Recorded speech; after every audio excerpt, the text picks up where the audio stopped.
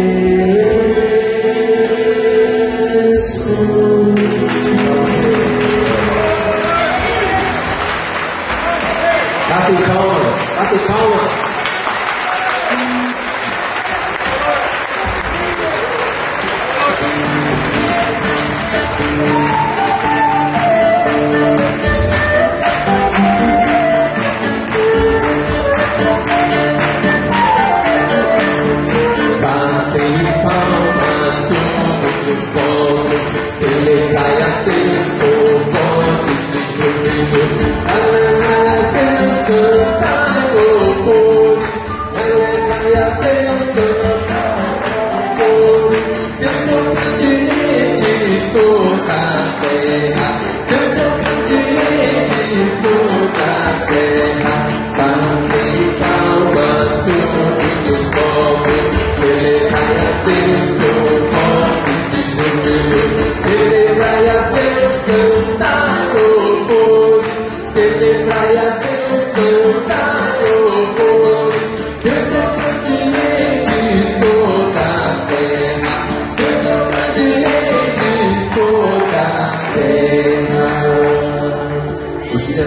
antigas, né? Deus reina sobre as nações, aleluia, aleluia.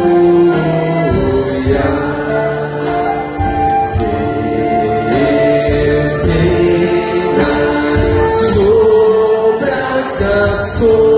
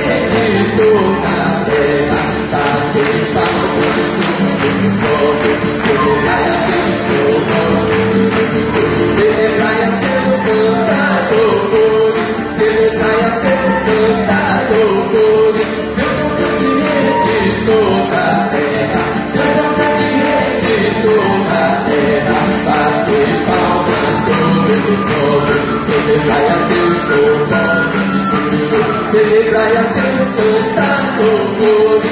Celebrai a Deus, cantar louvores. Deus é o grande rei de toda a terra. Deus é o grande rei de toda a terra.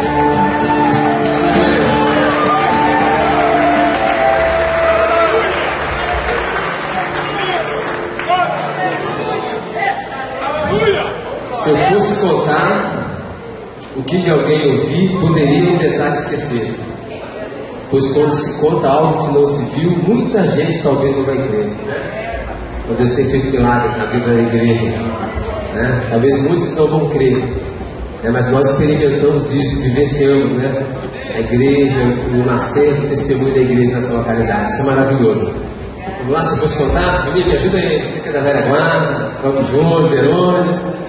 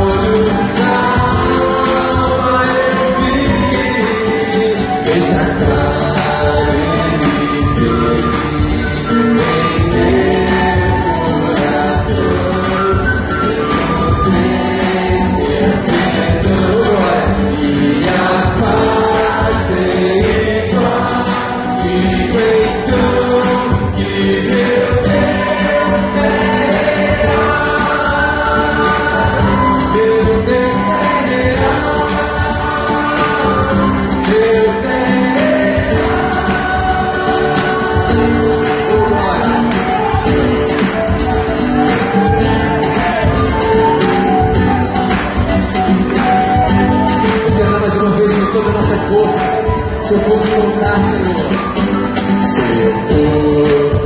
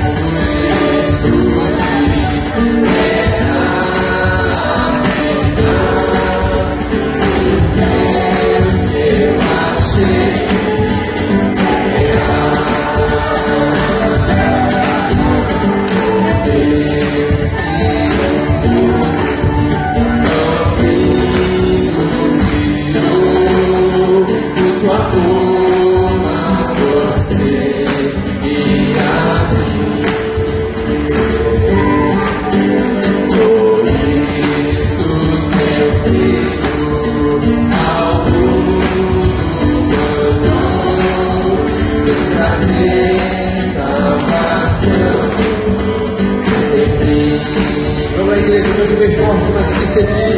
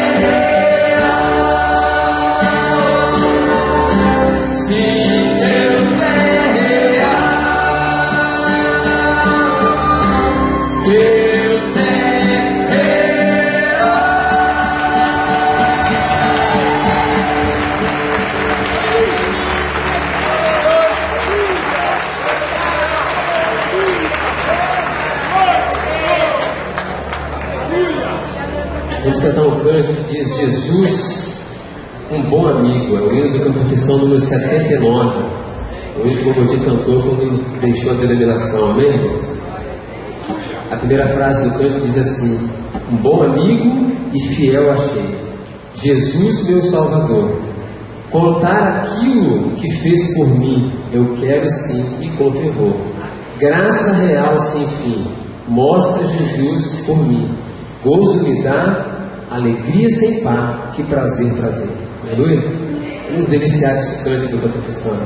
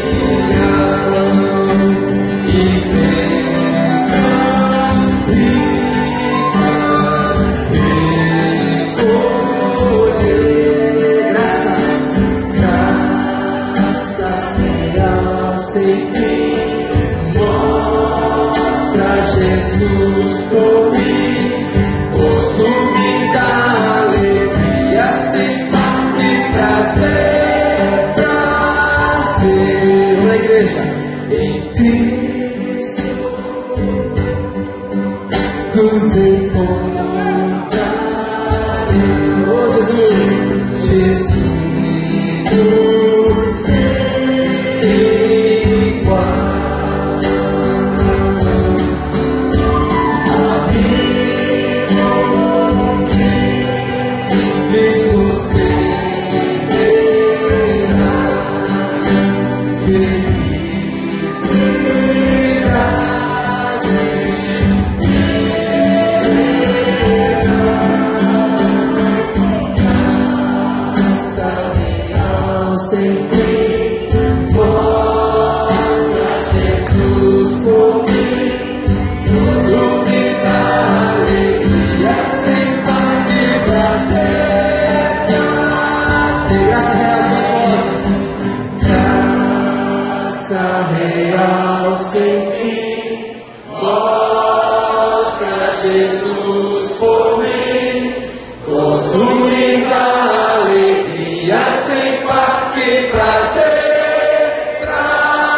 graça. Ele mais uma vez, graça real.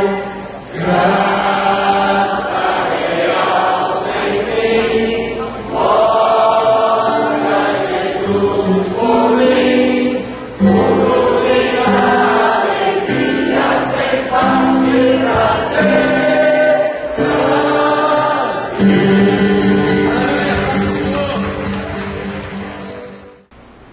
O fato da saída do irmão Valtir foi em 12 de setembro de 74.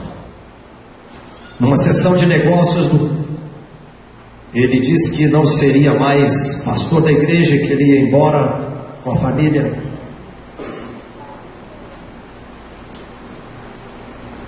E em 15 de setembro de 74, lá na casa da Marisete, ele deixou claro para os irmãos que a igreja, a partir daquela data, seria a igreja em Vitória. Eu não sabia disso.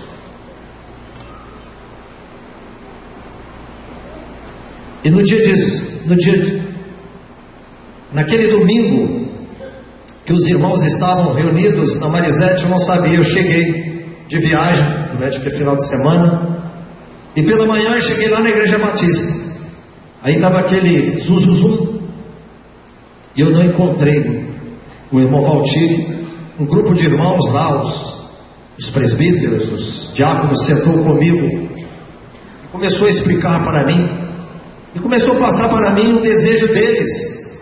Você é o presidente da mocidade, é um rapaz que dá testemunho, que vive a vida de testemunho. Nós gostaríamos de aproveitá-lo e enviá-lo lá para o seminário do Rio de Janeiro para você estudar para pastor. Eu sentado no banco da frente ali, depois da reunião, isso no domingo pela manhã, eu pensando, falei: meus irmãos, eu não sinto isso no meu coração. Se o Senhor tem algo na minha vida, Ele não disse isso para mim. Eu espero que, se Ele vier a dizer, eu vou passar isso para os irmãos. E fui embora. Na quinta-feira teve a sessão de negócios. Eu já tinha conversado com meus irmãos, as minhas irmãs. Naquela sessão de 18, na quinta-feira de setembro de 74, eu fui à sessão de negócios. Este salmo que li para os irmãos aqui, naquele momento eu peguei este salmo e li este salmo à frente dos irmãos. Interessante que este salmo diz praticamente tudo aquilo que o meu coração estava passando. E se você ler esse salmo de novo, você vê que o final dele nos diz que Deus tem cuidado do seu povo, e Ele tem cuidado de nós.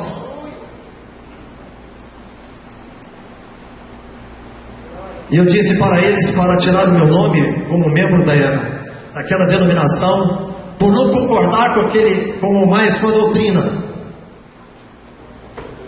Os irmãos depois vieram tentar me convencer. Eu saí daquela reunião. As irmãs que sempre estavam junto, a Luísa, a irmã dela, a Demário, estavam ali. Os irmãos estavam até chorando. Aí eu saí, fui para casa, e lembro-me do caminho de casa. Eu morava ali no Bento Ferreira, na casa da minha tia Velázia. Eu era solteiro ainda, estava com 23 anos de idade, tinha o valão. Eu saí da praia de Soá e lembro-me de um cântico que tem escrito lá em casa. Eu cantava o verso, eu me lembro ainda, dizendo: livre como um pássaro a voar, livre como um pássaro. Eu me senti leve, livre naquela noite. E passei aquela semana trabalhando, não tinha muito contato com os irmãos. Eu fiquei sabendo que os irmãos iam reunir na casa do irmão Dorival Cardoso, pai do Juninho. E foi a minha primeira reunião com os irmãos, naquele 21 de setembro de 74, que eu estive ali, vi os irmãos reunidos naquele corredor, como é até hoje, a cozinha, a reunião como foi feita, e o Senhor nos plantou ali. E nós permanecemos ali.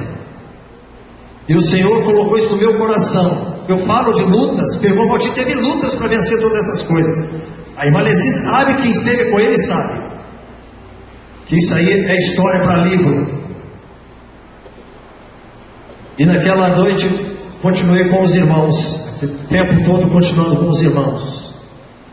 E o Senhor continuou nos abençoando, falando ao nosso coração. Interessante que via a luta que o irmão Valtinho tinha no coração. Aquele grupo de irmãos com ele, agora ele com o propósito de ir embora, ele teria que ficar com aqueles irmãos, né?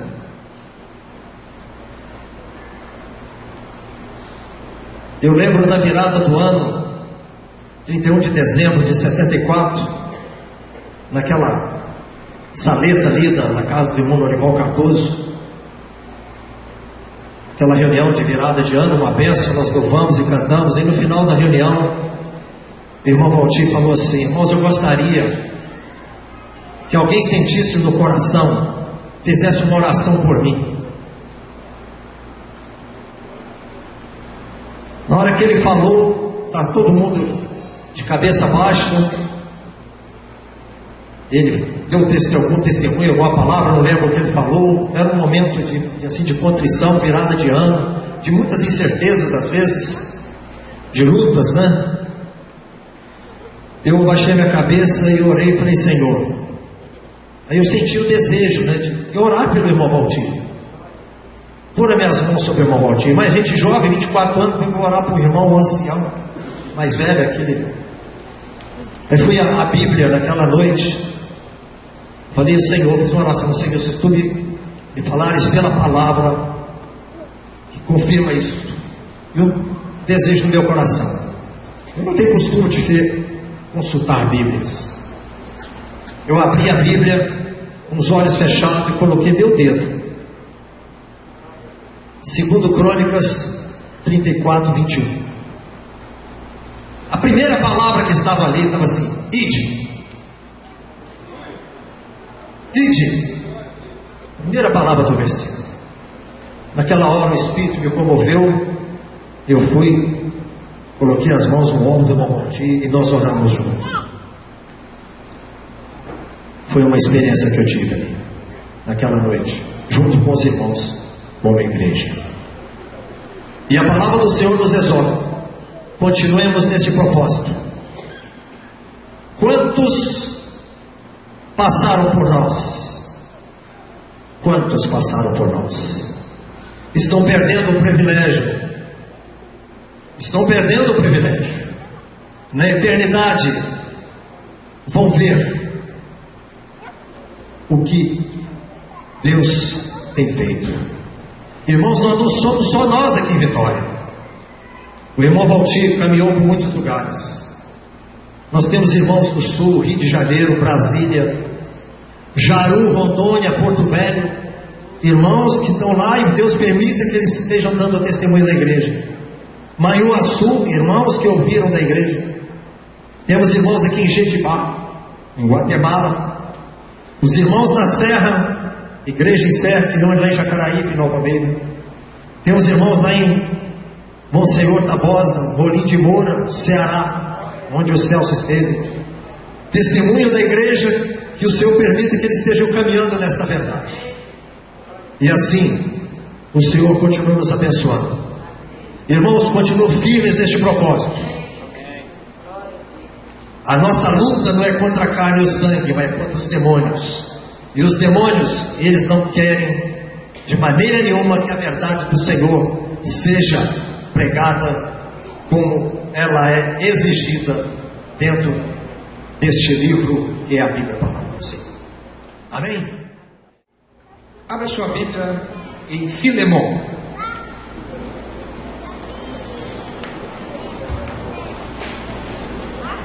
Segundo Timóteo, Tito, Filemão.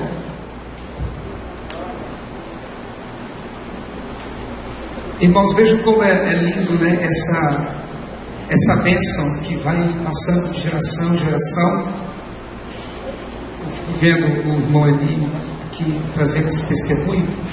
Me veio à memória o tempo que eu ainda criança admirava esse irmão ali à frente,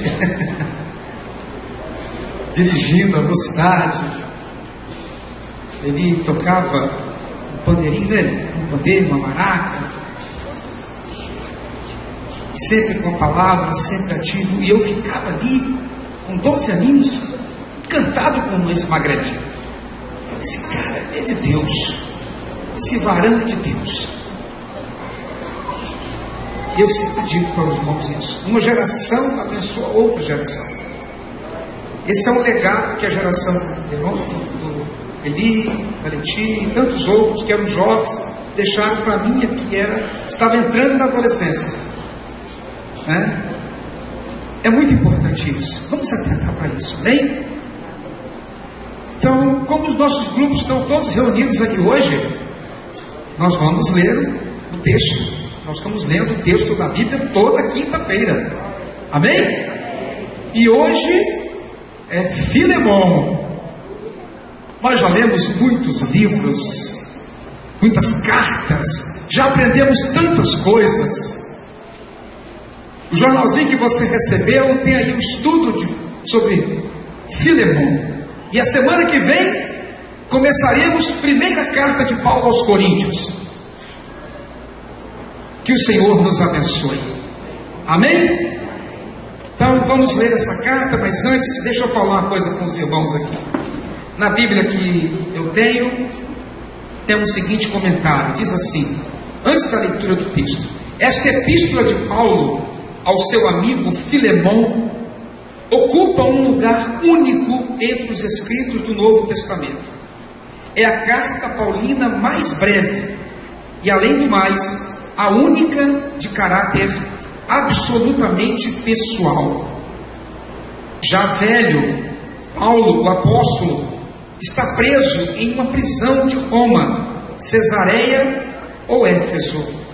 Timóteo e outros colaboradores se encontram ao seu lado, mas ele, pela delicadeza do assunto que vai tratar, prefere escrever do próprio punho, ao invés de ditar a carta para algum amanuense. O destinatário é um crente chamado Filemon, pessoa generosa, de boa posição social, a quem Paulo mesmo provavelmente houvesse levado a fé em Jesus Cristo.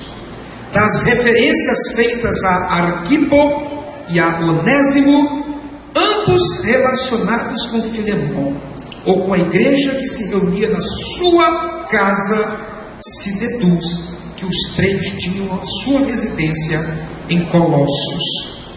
A razão imediata desta breve, mas preciosa missiva surgiu no dia em que Onésimo, guarda este nome, Onésimo, se apresentou perante Paulo, provavelmente em busca de ajuda e proteção. A situação de Onésimo era muito delicada naquele momento, já que se tratava de um escravo fugido da casa do seu senhor, que era Filemon. As leis da época, considerando delituoso ato, o castigavam com enorme rigor, inclusive com a morte. Não se sabem as razões da fuga de Onésimo. Em compensação, pode-se supor que conhecia pessoalmente a Paulo, seguramente por tê-lo visto algumas vezes na casa de Filemon. Isso explicaria o porquê de o escravo procurá-lo nas circunstâncias difíceis em que se encontrava. Esta carta pequena fala de um pedido de Paulo. Paulo pede com muito cuidado, muito zelo, muito afeto. Ele intercede a Filemon, que é um homem de posição social, pela vida de um escravo. Vocês estão entendendo isso, irmãos? Olha o que o Evangelho faz. E ele diz: aquele que não lhe era útil, agora é útil a ti e a mim. Quem é esse? Onésimo. O Evangelho de Jesus nivela. Há um grande nivelamento. Acabam as posições, acabam as hierarquias. Não que ele deixasse de ser escravo, mas agora ambos, Filemão e Onésimo, escravos de Jesus Cristo, servos de Jesus Cristo. E tudo mudaria na vida deles, irmãos. Esta é a visão que temos aprendido como igreja. Isso eu aprendi com o irmão Valdir. Não há em nosso coração desejo algum, soberba alguma, de se engrandecer, de nos tornarmos um grupo seleto de gente. Não, pelo contrário, com humildade nós estamos aqui testemunhando de Cristo e a igreja, porque nesta cidade milhares de salvos em Jesus estão reunidos nesta hora, em nome do Senhor. Nós apenas damos testemunho da unidade. Então, que Deus nos abençoe. Vamos ler o texto? Vamos ficar de pé para ler o texto da Bíblia? A gente nunca lê o texto de pé aqui, ele é sempre sentado. Vamos ler de pé. Todos de pé, são apenas 25 versículos. Olha que texto lindo, que texto lindo. Paulo, prisioneiro de Cristo Jesus, e o irmão Timóteo, ao amado Filemão, também nosso colaborador, e a irmã Áfia. Está aí um nome bom para você colocar no seu filho para nascer, sua filha. E a irmã Áfia, e a Arquipo, nosso companheiro de lutas, e a igreja que está em tua casa, graça e paz a vós outros da parte de Deus, nosso Pai, e do Senhor Jesus Cristo. Onde estava reunida a igreja, irmãos? Na casa. Onde começamos como igreja, irmãos? Numa casa. Onde nos reunimos como grupo familiar, irmãos? Casa, igreja. Lugar, seu lugar, igreja, é na casa. Amém? Seu lugar, igreja, é na casa. Isso é um ajuntamento. O nosso lugar, na casa. Deus é um Deus caseiro. Ah, como é lindo isso, irmãos. Dou graças ao meu Deus, continua Paulo, lembrando-me sempre de ti nas minhas orações, estando ciente de teu amor e da fé que tens para com o Senhor Jesus e todos os santos, para que a comunhão da tua fé se torne eficiente no pleno conhecimento de todo o bem que há em nós para com Cristo. Pois, irmão, tive grande alegria e conforto no teu amor. Irmãos, ouvi isso de Paulo, irmãos? Filemão, tive grande alegria e conforto no teu amor, porque o coração dos santos tem sido reanimado por teu intermédio. Pois bem, ainda que eu sinta plena liberdade em Cristo, veja, irmãos, para te ordenar, para te dar uma ordem, ordenar o que convém, prefiro todavia, sabedoria de Deus, disse, irmãos, prefiro todavia solicitar em nome do amor, sendo que sou Paulo, o velho e agora até prisioneiro de Cristo, sim, solicito-te em favor do meu filho Onésimo, que gerei entre algemas. Ele antes te foi inútil, atualmente, porém, é útil a ti e a mim. Eu te envio de volta em pessoa, quero dizer, o meu próprio coração.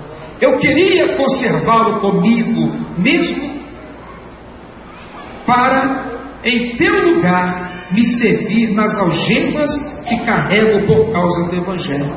Nada, porém, quis fazer sem o teu consentimento, para que a tua vontade não venha a ser como que por obrigação, mas de livre vontade.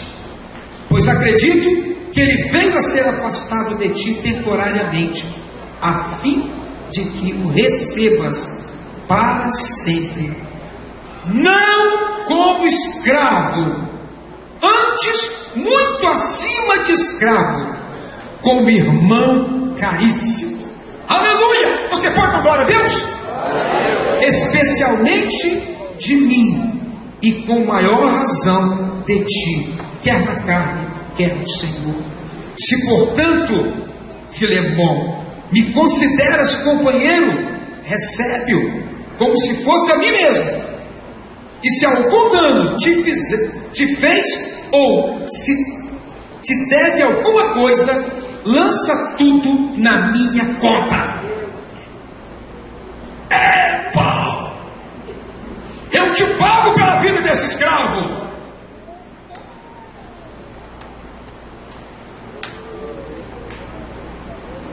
Eu, Paulo, do próprio punho o escrevo: eu pagarei, para não te alegar que também tu me deves a ti mesmo. Meu Deus, sim, irmão, que eu receba de ti no Senhor este benefício. Reanima-me o coração em Cristo, certo que como estou da tua obediência, eu te escrevo sabendo que farás mais do que eu estou pedindo. E ao mesmo tempo, prepara-me também pousada, pois espero por vossas orações vos serei restituído. Saúdam-te, Epáfras, prisioneiro comigo em Jesus Cristo, Marcos, Aristarco, Demas e Lucas, meus cooperadores. A graça do Senhor Jesus Cristo seja com o vosso espírito. Amém? Eu só quero lembrar, nós não vamos aqui compartilhar esse texto. Ele diz por si só, ele é riquíssimo.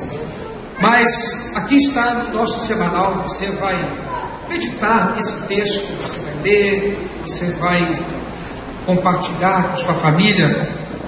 E ao final do estudo, um estudo que eu me baseei numa ministração de um irmão, Paulo Palardo,